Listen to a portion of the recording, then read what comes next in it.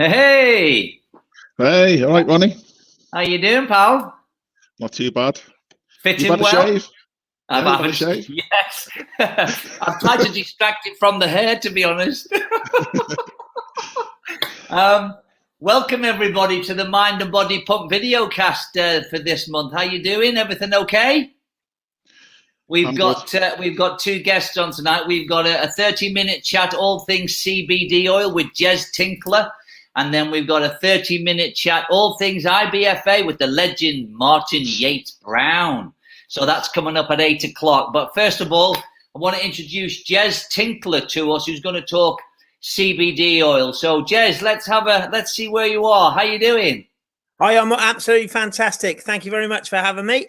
Hey, it's a pleasure, mate. I know we made contact a while back regarding this, but with our schedule being the way it was, we've only just got around to it, and with COVID and everything happening. But I just want to let people know who you are. Jez Tinkler, you're 41 years of age, and you're based in Wiltshire, and you previously ran 9 businesses and worked over 120 hours a week, and basically burnt yourself out, and then you came across CBD oil. So give us a sort of an overview of where you were and where you are now, and then we'll get into the nuts and bolts of CBD oil. So effectively, I was obsessed with being the best. You know, I had 9 businesses, like you said. I spent 3 years working 120 hours a week, and I just become very ill. I become very burnt out. My eczema had flared up. I had a bad back. And in a nutshell, the average person goes to the doctors and they take 5 lots of medication. They'll take a main medication that has side effects, and so on and so on. And they've all got chemicals in. And I didn't want to take anything with chemicals.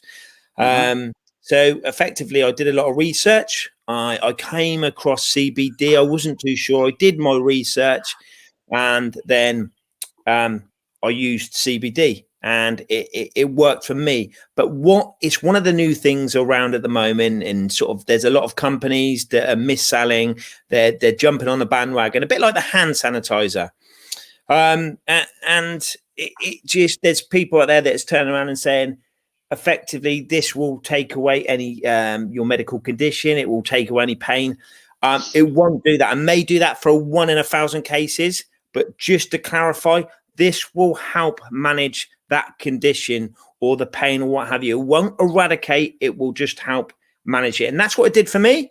And from that, I just thought, I've got a duty of care. It was like I found, you know, my calling. And that was how... It was your eureka moment, wasn't it? You basically said, I've got to do more with this, and I've got to take it to the people. And obviously, I know there's a business involved here as well, but you've got a more focused view now with this CBD oil, haven't you?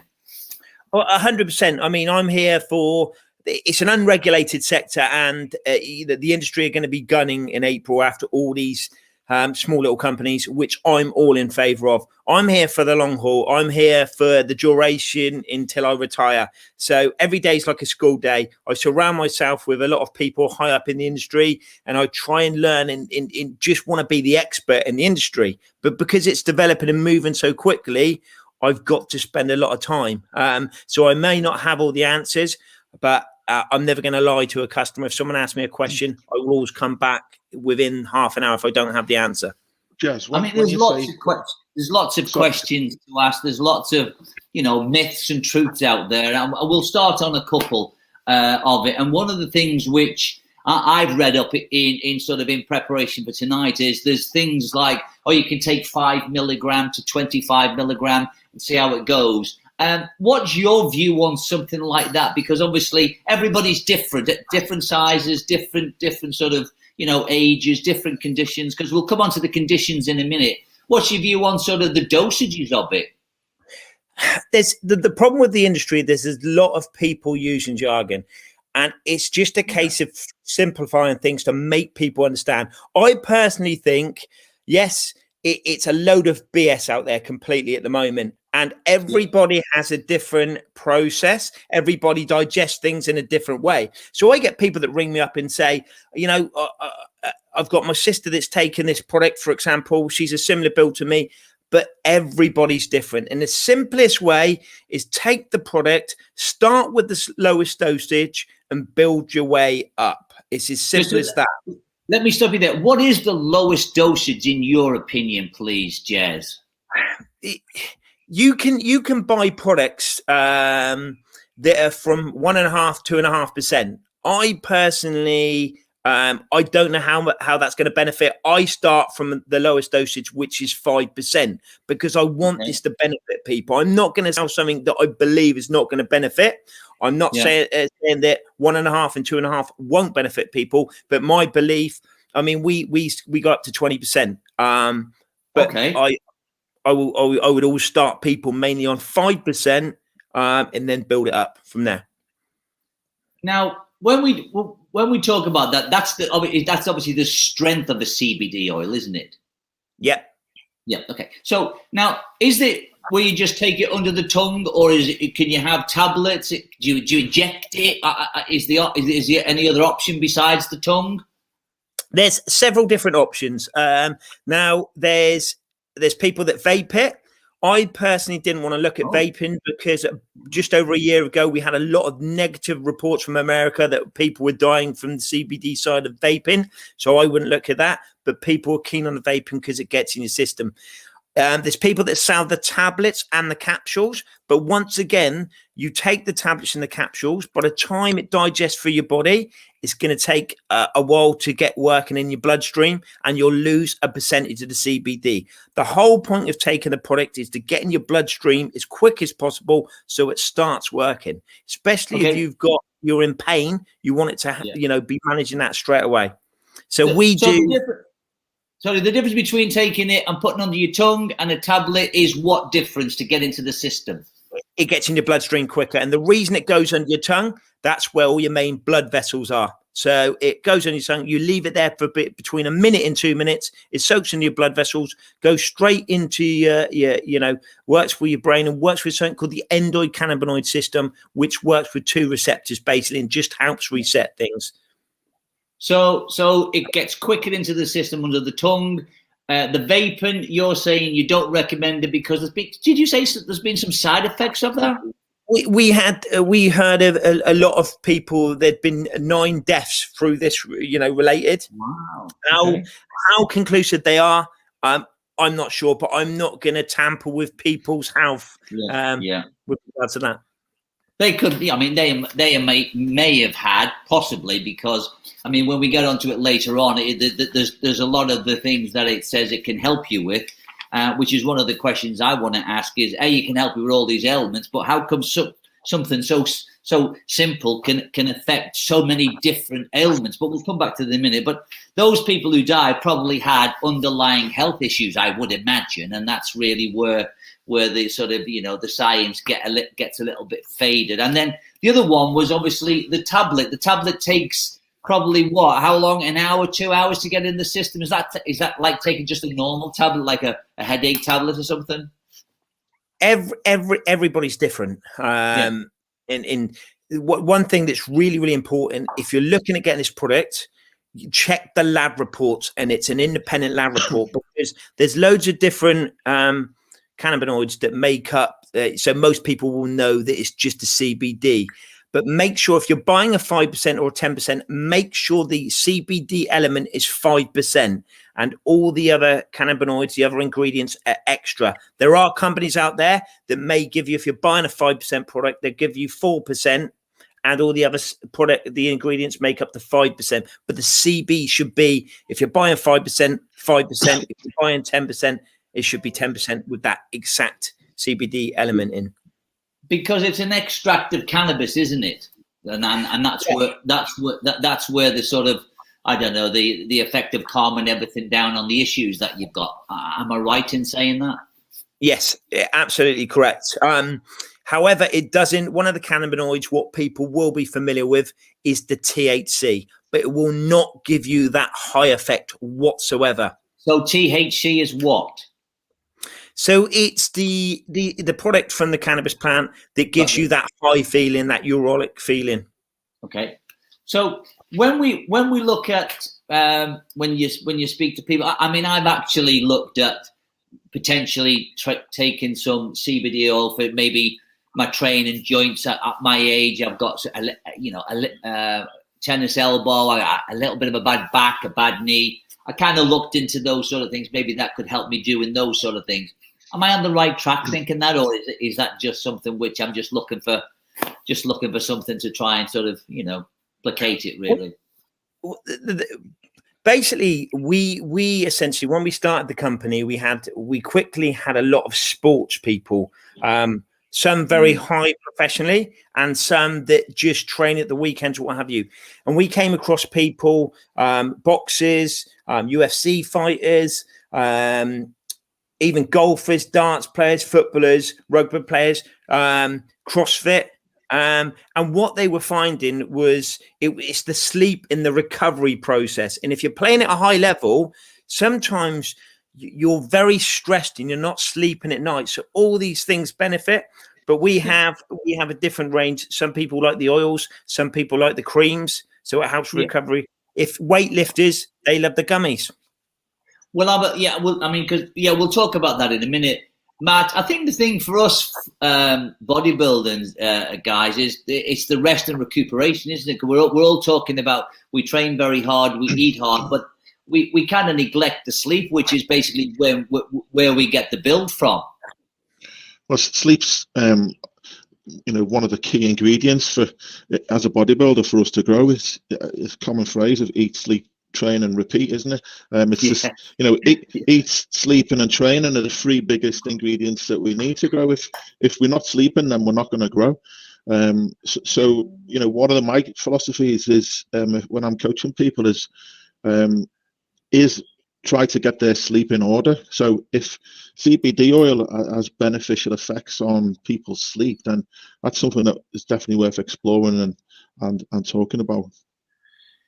Yes, I agree. Jez, I mentioned before about CBD oil being effective on many different, and we'll say ailments if you want for the purpose of this conversation. And I'm reading that it helps things like acne, anorexia, chronic pain, depression, drug addiction and withdrawal. I'm just going to go through a few more: epilepsy, glaucoma, high blood pressure, insomnia, which is sleep, what we talked about before, Parkinson's disease, and muscle spasms. That's just to name a few.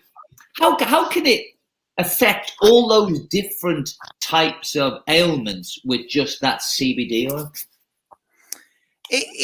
I've got to be very, very careful what I say here, because I can't be deemed as giving advice. It's one of the grey areas where it's something that's been around for a long time.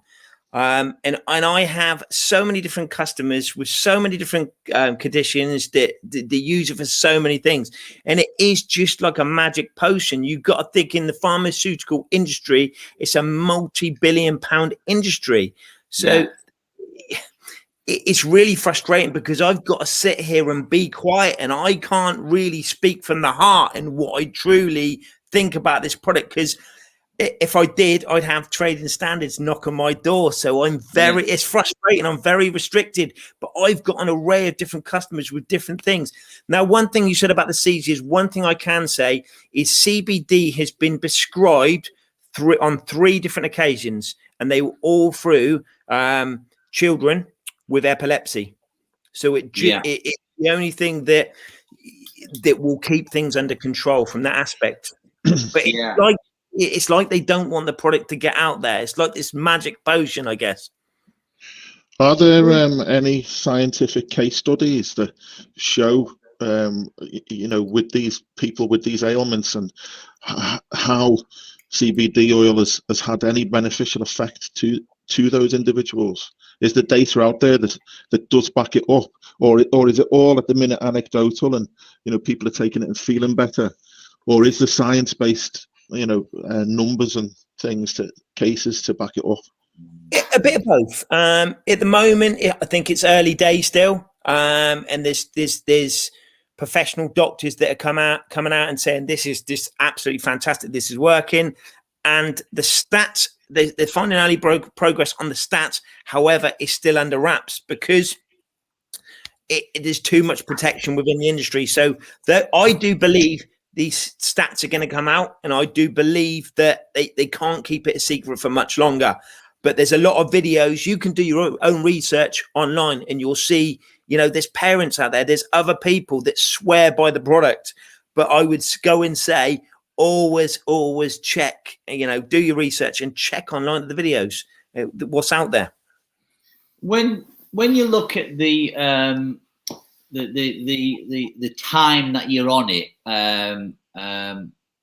taking CBD oil, is there any particular, you've got to give it, a month, 2 months, 3 months to get into your system? That's the first question. The second question is, once you've taken it for 3 or 4 months, can it become addictive, or again, is that all psychological, along with obviously the first point? Everybody has a different metabolism. In some people, it will get in their bloodstream within 24 hours and will start working straight away. Other people, I've had people that rang me up after 3 days, this isn't working. And then on the 4th day, they've called me up and said, this is working. So no two people are the same. But once it does get in your bloodstream and build up, that's when it works. But with regard to the addiction, I have never, ever come across or heard of anybody that can be addictive to the actual product. And it's a bit like side effects as well. I get asked a lot about side effects. I've never come across any side effects whatsoever. I've had 2 people that said it's made them feel a little bit lethargic. And if that's the case, I believe that's their personality. I would say, don't take it in the daytime, just take it in the evening, because it'll still be in your bloodstream. Oh, that's interesting. Yeah. I mean, I think that's part of the stuff in the bodybuilding game when people take steroids. It says it makes me angry, and half of me think that's a myth, and half of me think, well, that's just your natural personality anyway. Matt's not saying anything. I agree with you. It's a common myth, isn't it? The people say about but I think it comes down to your personality, definitely. So CBD oil, is that organic or not, or is it manufactured? It depends. Within the sector, it really is down to about the growing side of it, but it doesn't really make a difference to the actual results of the CBD. It's vegan free, but whether it's organic or non-organic, it makes no difference to how you consume the CBD or the results of that. We talked before about sort of how it affects different ailments, but the side effects, you said you're not aware of any. But again, if you read some of the case studies here, which I have, and I've got all the sort of the references of the people who have given their views, and it's not just sort of hearsay. What they're saying to this, clinical research has shown that it can trigger side effects.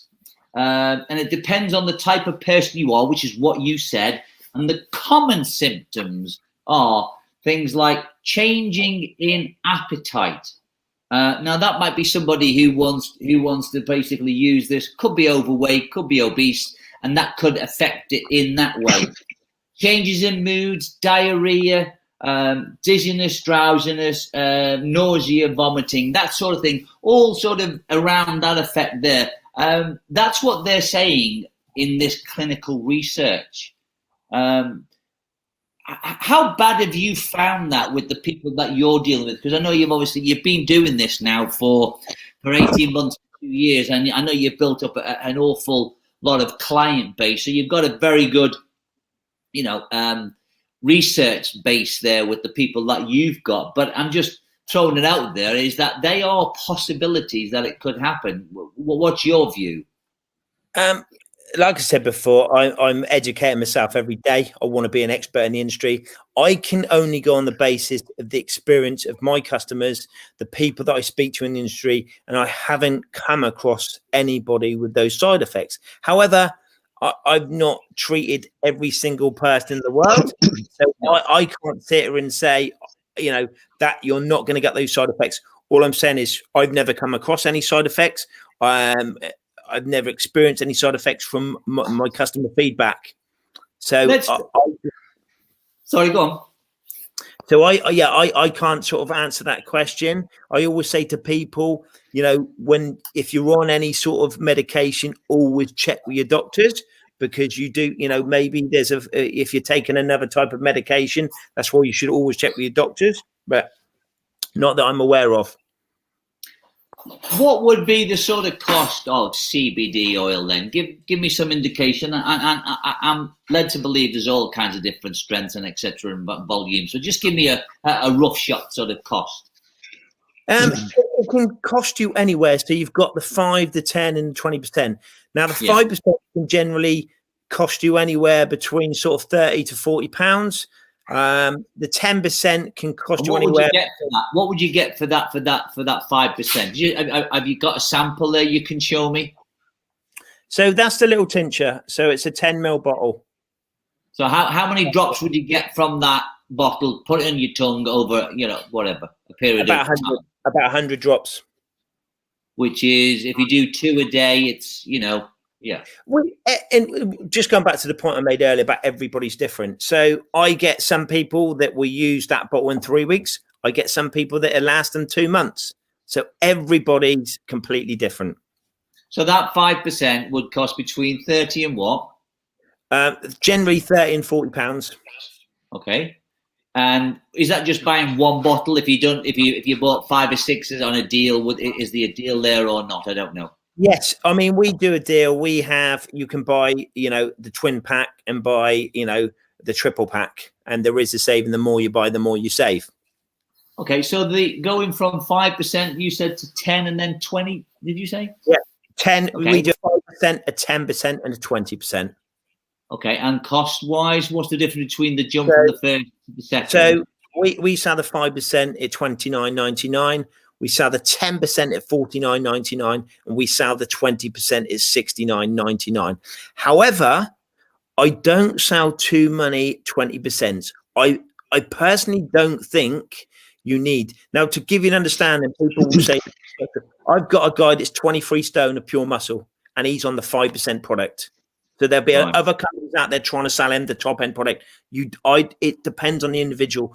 I personally think generally the 5 or 10% would work for most people. My interest is giving that service and getting the customer to come back rather than trying to sell them a high end product. So you mentioned before gummies. What are they? So they're actually big in the weightlifting industry. So it's an acquired taste of CBD. Sometimes you can get it and it's very, very bitter. So with the gummies, they're just, I've got the gummies here. So, and they're just to show you, they're just like sweets. And people, this is on here. And they're just like gummies, basically, with sugar on with the CBD. And they just taste nice. And it gives you that quick hit. So there's a lot of weightlifters just before they're in a competition. It will make them feel a little bit calmer. And it's down to preference, really. They just prefer the taste of it. So you've got gummies there, and then you obviously got the CBD oil. You don't do the tablets, Jez? No, is that something that you... We don't do the tablets. We do a balm. We do the balm. So if you've got an injury or something like that, you would put it into... So say, I don't know, you've got a shoulder injury or an elbow. Which is what I said before, tennis elbow, bit of a bad knee. Exactly. And we also have a recovery cream. And then if you're in, we do have the hemp oils that are flavored. What? It's hemp oil. So, yeah, so they're bigger bottles, but they don't have the same benefits as CBD in it. But if you're professional or you work for the emergency service, you'll be concerned about the drug testing. However, we had some people that were taking it that were quite high up in the army, and the products just passed military drug testing. So we know our product's fine.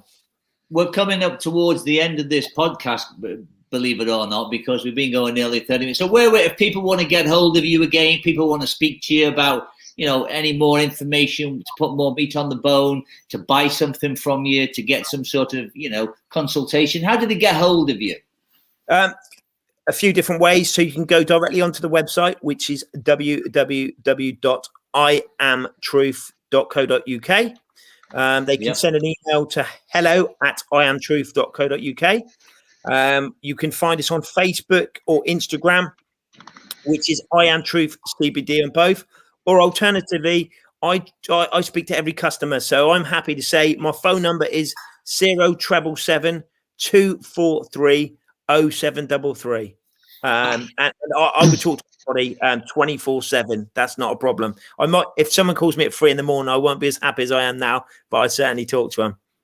Now, obviously, we've talked all things CBD oil, and you've given a very good account of the products that you've got and where we can get them and how they can get in touch with you. So, have you got a bit of a deal for everybody who's going to be listening at the Mind and Body Pump Videocast?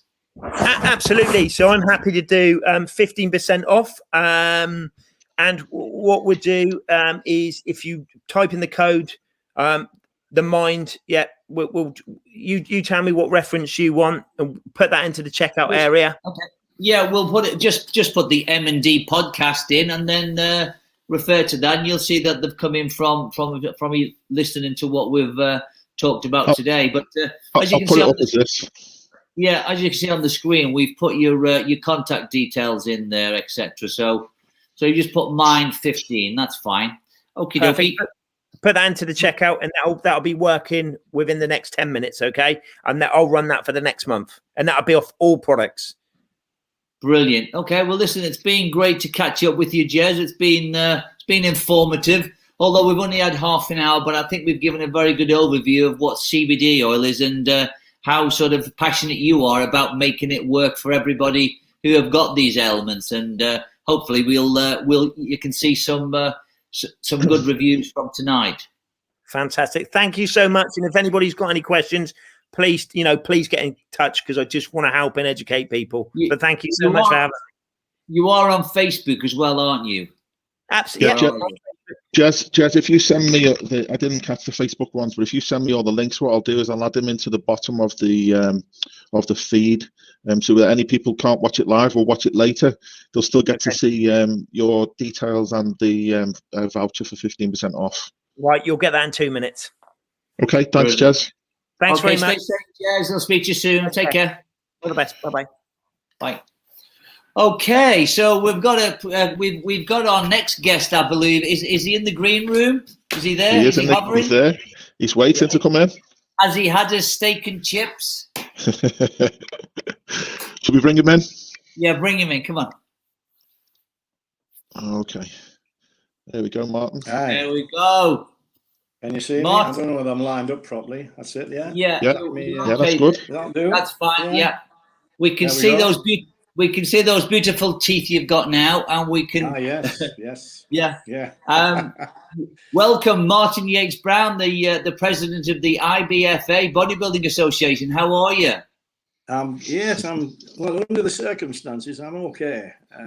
I'm battling on, and it's like everybody must be finding it Groundhog Day, etc. So this is a welcome break, I must say. So, and then it's back to, luckily you didn't ring me when Coronation Street's on, because I do watch all the soaps now. I'm back into them. I actually watched the first one in 1960, would you believe? The very, very first one.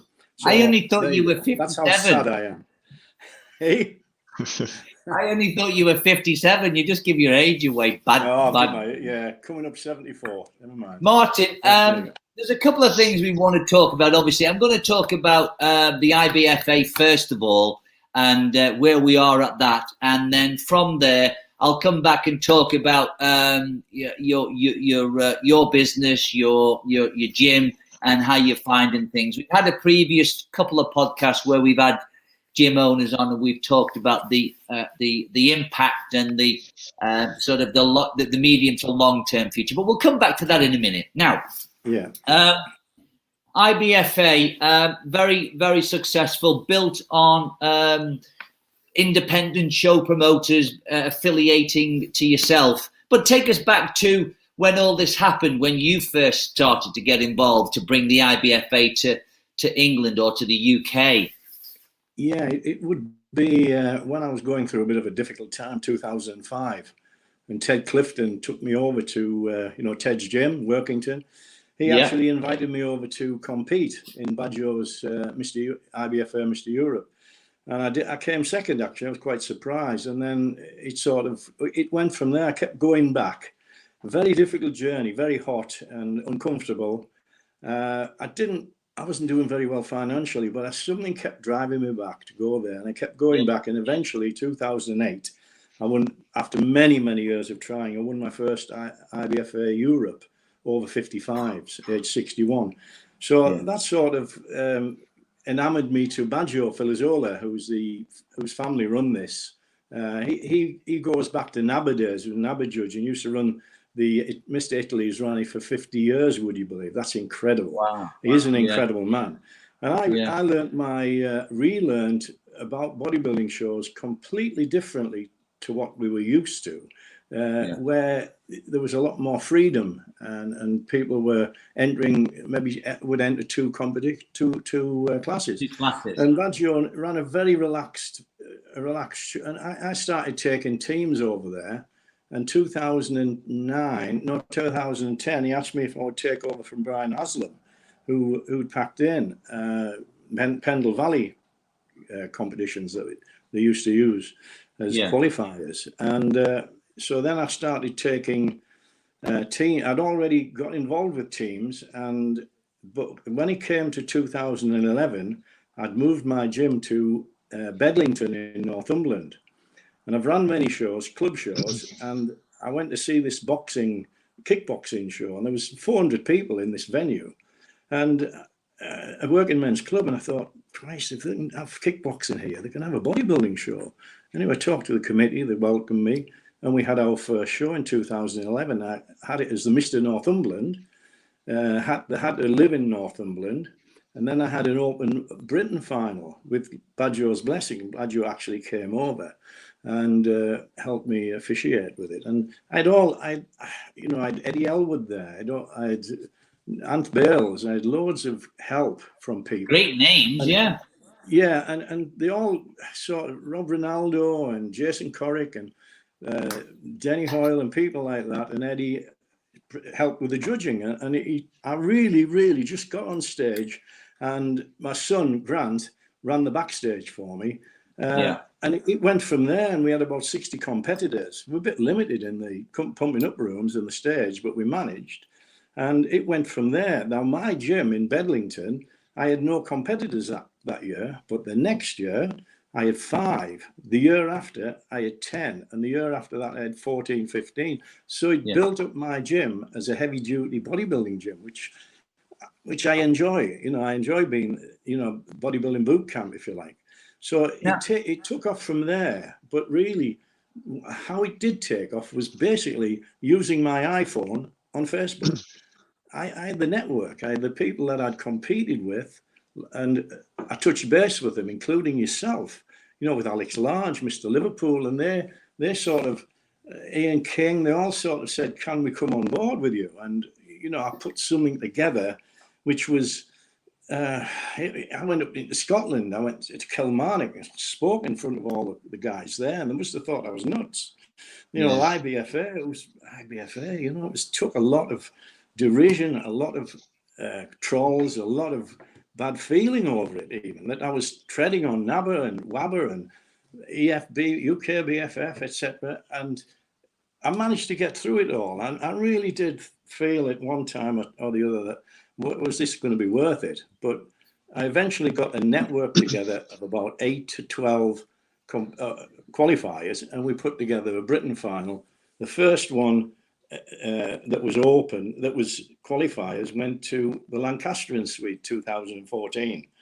And I held a Mr. International with it, which Baggio helped me with. And then we went from strength to strength after that, and then getting you on board to compare it, for instance. I can compare. And I always remember coming to Liverpool to see you, and I went, that guy's good. He's better than me. And I'd been doing it for years. and your personality just fitted into what my sort of thoughts. Ken Latham, and Scott Horton and people like that, and Ron Davies, they were my mentors, if you like. And I wanted to run shows like they ran them, quite relaxed, and to give novices and grassroots people lovely trophies and something a little bit different. And it's worked, I think one of the underlying factors, and I think you've undersold yourself greatly in your overview of the IBFA, is your drive, enthusiasm, commitment, and the desire to basically travel. And bear with me on this: to travel the length and breadth of the country, Scotland, into Plymouth, and attend every show, and not only attend every show, genuinely stay there until the very end of the show's being completed. You're happy to help out in judging if you need to, backstage, everything, and that comes across. And I think not only the promoters, Martyn, it's the competitors as well who see and feel all that's going on, because it's infectious, and people buy into what you do, and your enthusiasm, for fear of repeating myself, is infectious. And I think, you do a great job. And for me, when I started comparing initially at the Mr. Liverpool show to help Alex out, and I think we'd done it for a couple of years, and then he got involved with yourself, and I introduced you on stage, and then it's been going up ever since by the independent promoters all buying into the IBFA and making it, in my opinion, a very strong federation with very credible regional shows who have, lots of numbers on stage and people coming in to watch the show. Yeah, true. Yeah, it hasn't come easy, Ronnie. It's been a tough task, and I think we're probably of a similar ilk. The tougher it gets, the harder I work at it. And you've got to get used to Facebook. You've got to get used to not taking things personally, because people will pull you down. And if you're successful, they want to see you make mistakes. And all I would do was, when I made a mistake, which I made many, was be transparent about it. And say, look, this is how it is, and we'll improve. And we did it. We have improved. We've improved in every aspect. It's difficult because we've added that many classes. We've had to accommodate a lot more female classes, and everybody wants to know what the criteria is. And the criteria is so difficult, as we all know. Some ladies have muscular upper bodies and smooth legs, etc., and it's hard to put them into categories. But we've managed. We've done it, and I think we've also, if I think about it, I've got 52 names on my Hall of Fame, which one wise guy said was the brown nose board, which I thought was quite funny.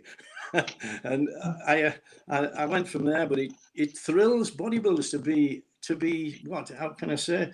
To be recognised, appreciated.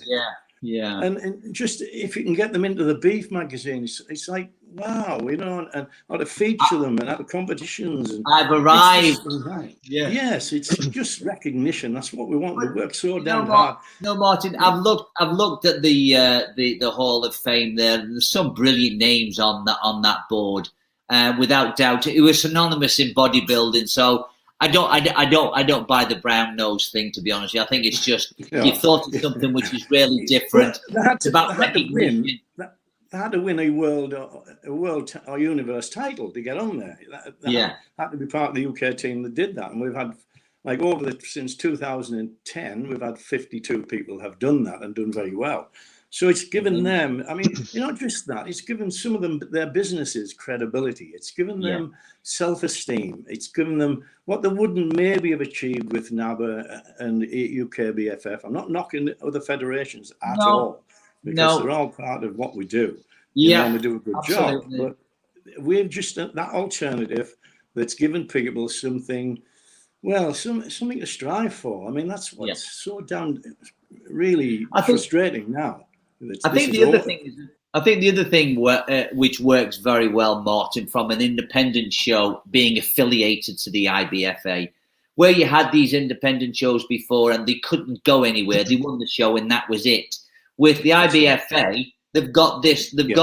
I'll win the show. I can win the overall. I can go to the Britain final. I can win that. I can go to Italy. So, and you've gone, like you just said there, to a world championship level at a very, very good standard. So there's progression right the way through.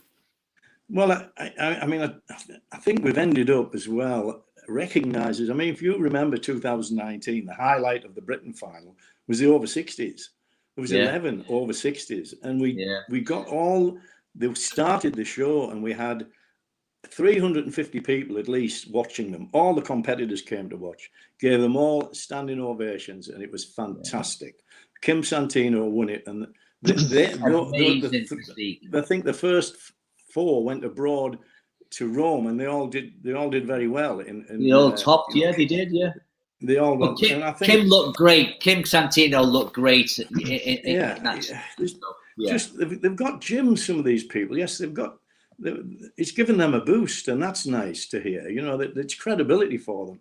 You know, not just certificates on the wall, and you've got photographs and you've got trophies. Their trophies are forever, you know, and a title is forever, if you like. You've earned it. They can't take it away from you, Martyn. You know. No, that's right. And, you know, it's bodybuilding.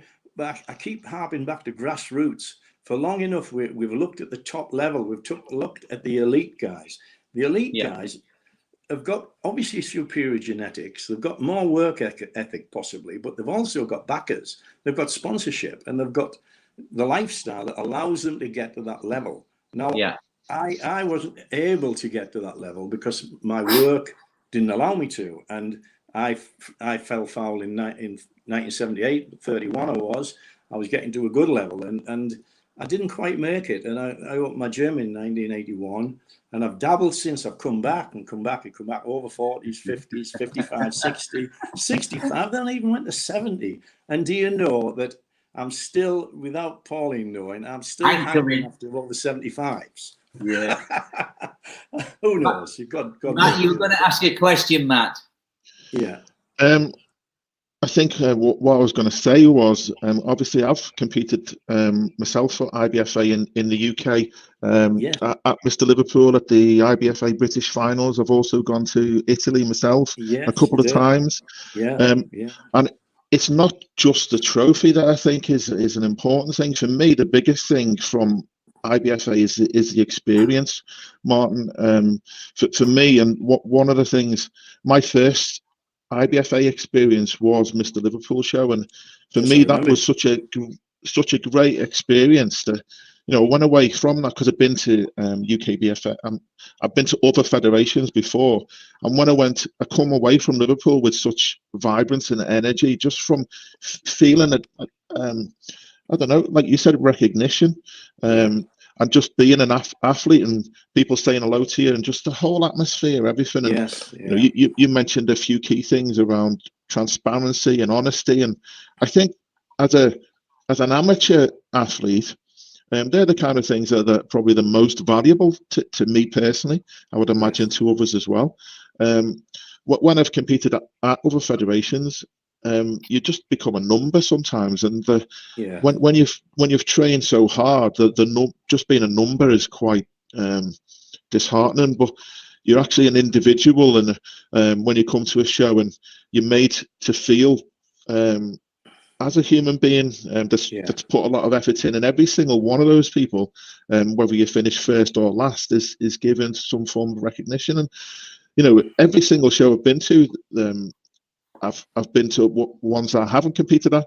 Every single one has been something I can remember. Every single one of them, they've all been great.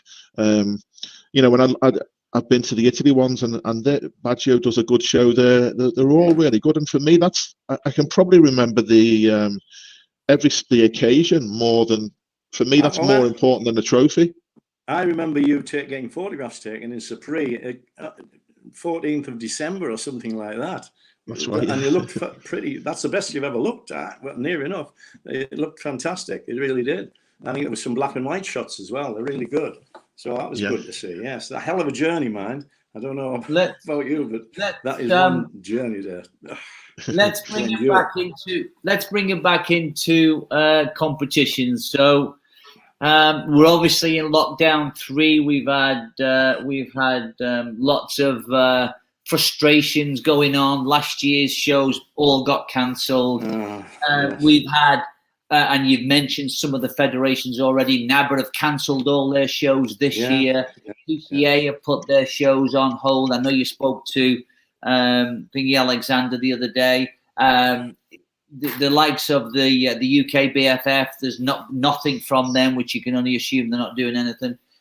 So we lost all last year. This year, we still don't know when we're coming out of lockdown. People have normally started dieting and getting themselves ready and training from January onwards for the early shows. We've lost them.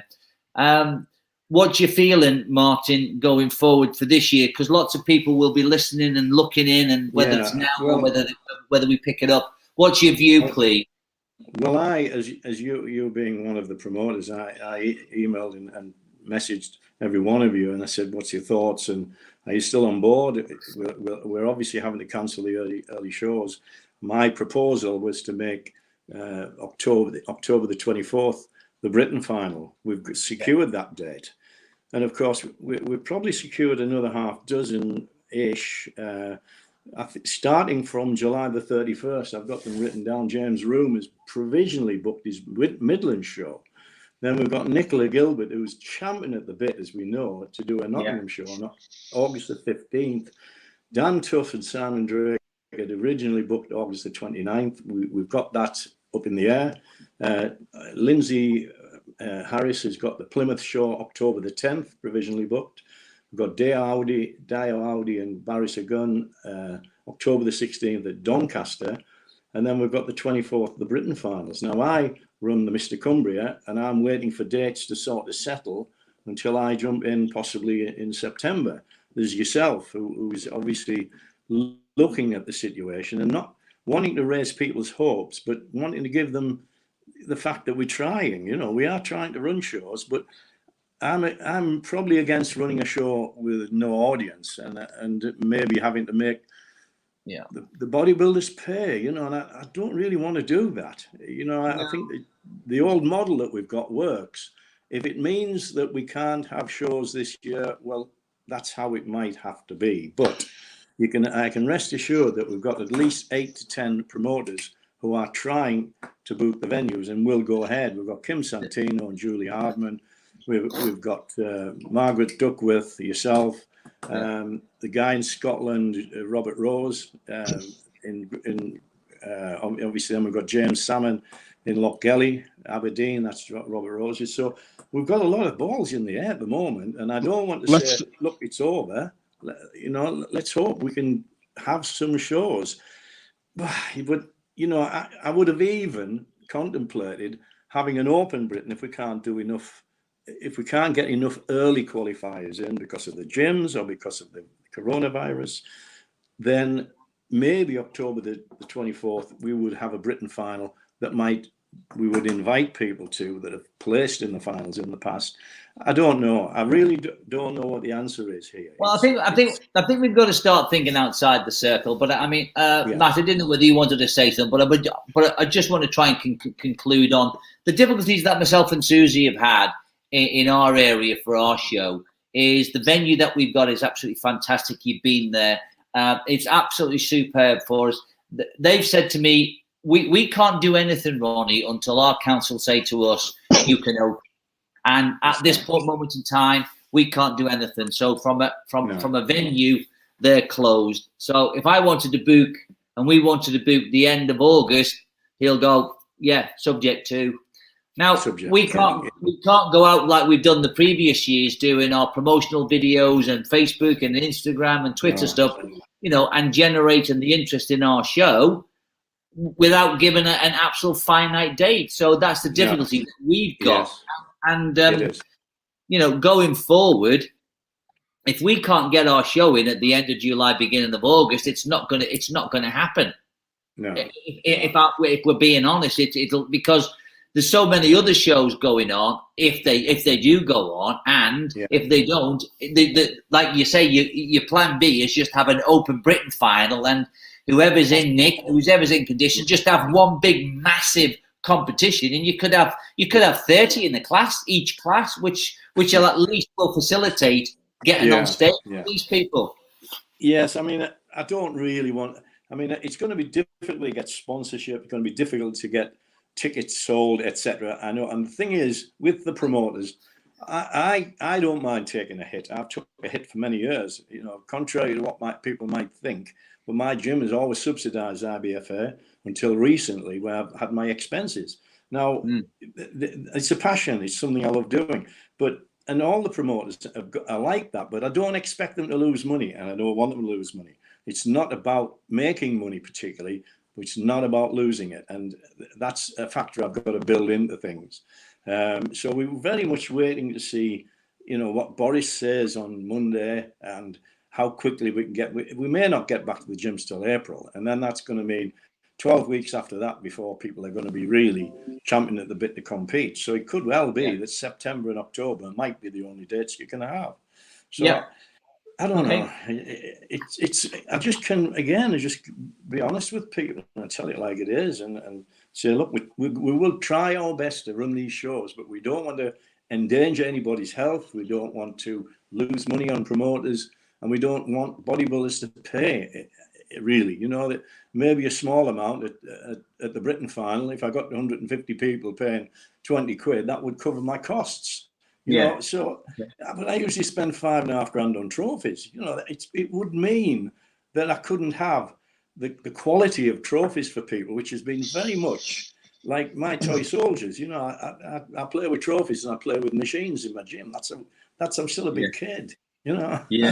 That's how it is. So there you go, Ronnie. It's so have you put on the IBFA website those dates provisionally for people? Have you give that feedback to them on there? So if they need to go to the website, they can do. Yes. Well, the website at the moment, I've just got a glitch with my computer man, and I've just got him to sort my IBFA website out. So those dates will be going on provisionally very shortly. So it's IBFA-gb.co.uk. That's what it is. Okay. But for the moment, we haven't got much info on there other than last. But really if anybody for this year, if anybody wants to ask any questions around that, maybe you haven't covered, they can get hold of you on Facebook, can't they? Yeah, I'm under mine, Martyn Yates Brown. I'm on Instagram as well as IBFA UK. I am getting a few questions coming through, and I am sort of just parrying them at the moment, just telling them how we expect it to unfold. But God knows how it's going to unfold. I mean, I just would rather the lockdown sort of extended just a touch so we can mix again properly. We can not just get back to the gyms, but we can be relaxed when we go to places and not have to socially distance, etc. The 22nd will have more, I think, meat on the bone, but as to how much information we're going to get, as to how much relief we're going to get and focus on going forward, who knows? Martyn, let's switch to yourself. Obviously, you've got your gym on your chest there.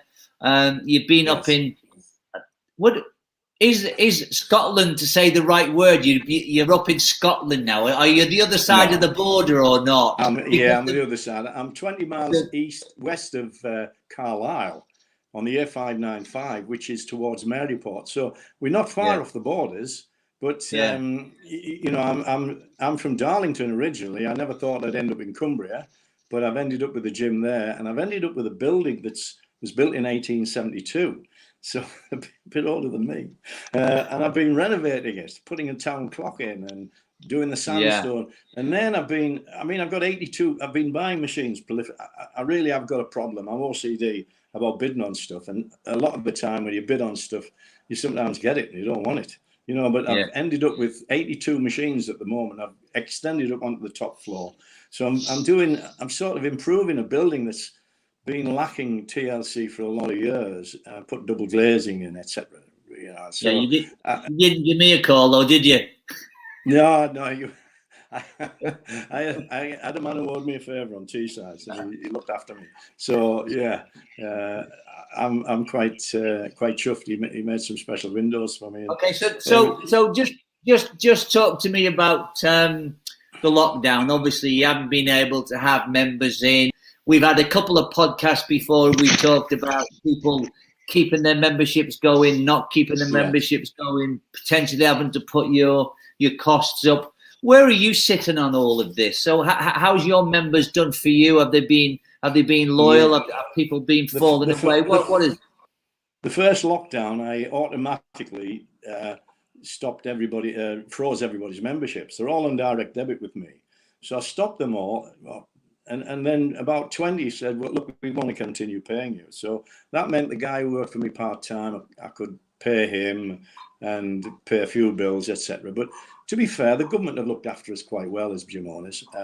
We are, fortunately, Pauline and I, God bless her, we own the building. So we've got a big advantage. I do feel for the people who are struggling with landlords, etc., or big mortgages on the buildings. But I found this second, when we opened again, we got a real surge of new members. We got 50 new members and a lot of females, because you remember, ladies can't go to the local church hall anymore and do a class. So they had to more or less come to the gyms. So there was a big boost with ladies for us. And I've had to make the gym a lot more lady friendly. But then when the lockdown came again, 95% of them have said to me, we want to continue paying you. So what I've done is I've frozen a few that are maybe struggling financially, but I've also said to them, the next 2 years, I will have to put the prices up this year, but you won't ever have to pay a price increase for at least 2 years. So they've gone with it. Yeah. Fortunately, my monthly monies aren't affected too badly. So I've invested in the gym as best I can. So when they do come back, they've got a cracking gym. I just want to stop you there on that point. Because Matt, do you remember we had the last discussion and we talked about this, about putting the membership fees up, etc. And the general opinion was, oh no, don't we're going to, etc. But there's got to be some point where, because they're buying into Martyn Yates Brown, they're buying into the other people who have got these independent gyms, and they realise what they're doing for the members there. So I'm sure at some point, if you need to go back to with your cap in your hand and say, I've got to put another $5 on your membership, well, I'm absolutely convinced that people will pay an extra $5 to keep that gym that you've got going and all the others. Ronnie, in 1996, I had a group of gyms called Classic World of Fitness, and we were $29.95 a month then. Now, some of the clubs were all inclusive, but it's the memberships have been eroded down for, like, the chains have been doing like £10 a month and putting masses of people in and relying on people not coming to the gym. Now, I only have 250 members, so I've got to make it count. I do not take anybody in casually anymore. It's all in a fob system from 5 o'clock till midnight. That's been a big help.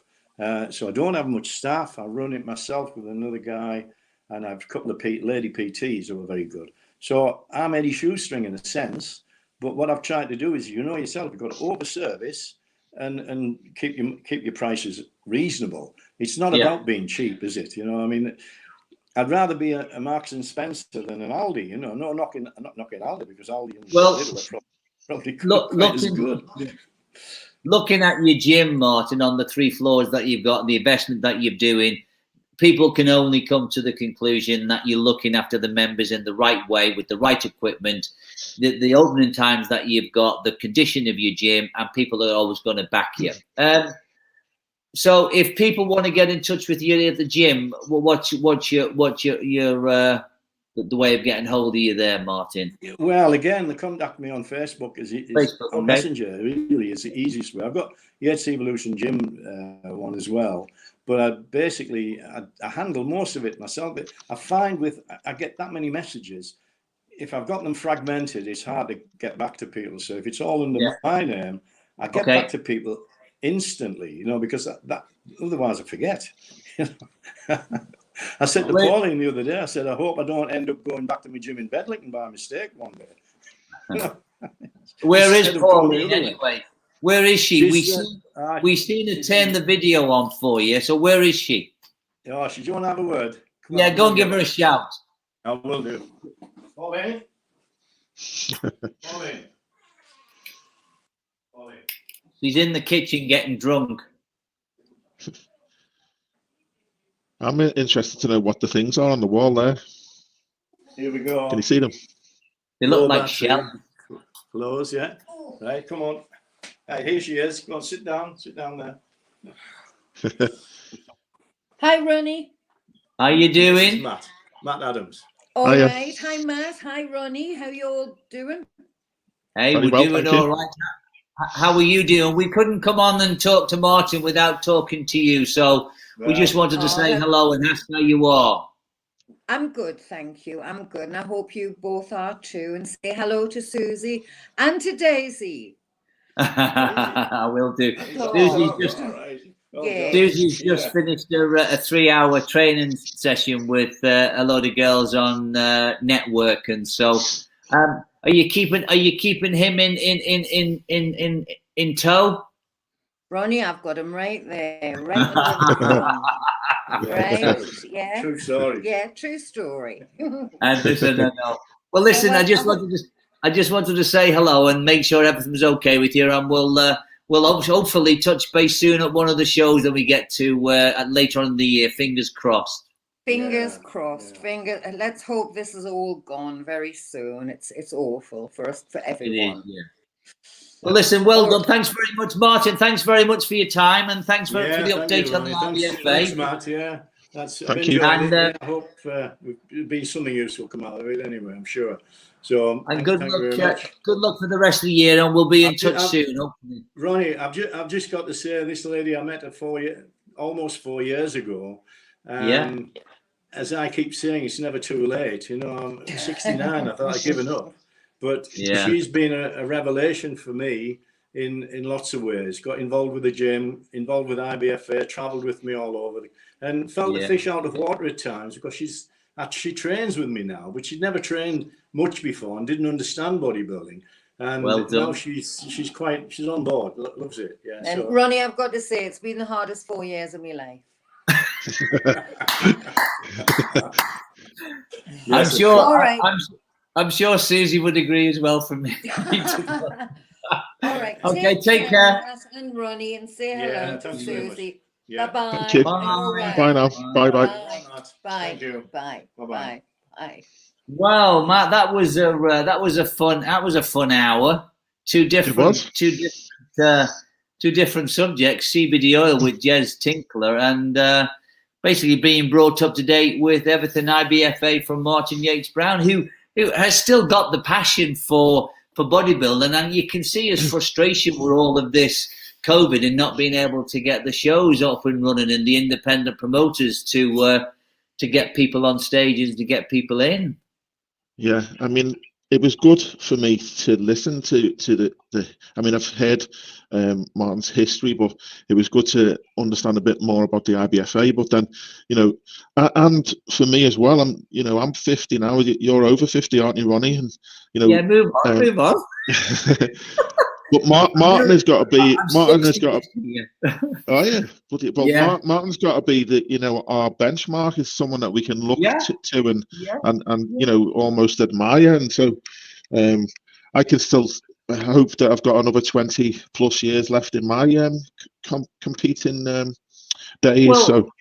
Yeah, Martyn is obviously synonymous with bodybuilding, and you said he goes back to a very early age. With me, it wasn't. I came to it very late, so I can't honestly say that I've got the absolute passion for it. I haven't, to the point where it's the be-all and end-all. But, getting involved in the shows that we do, getting involved in the compare, and getting involved with, doing stuff with, Pump Media, yourself, is all sort of, running alongside the bodybuilding, and we enjoy it, and I really do enjoy it. But that comes across with Martyn when I first met him at the Mr. Liverpool show, Alex Large's show, and we got talking, we got chatting, and it just oozes out of him what he wants to do for the IBFA. And he said it himself there. He's run shows where he's lost money, but he doesn't want his promoters to lose money. And I don't think the promoters want to lose money either. And that's the difficult situation that they're in.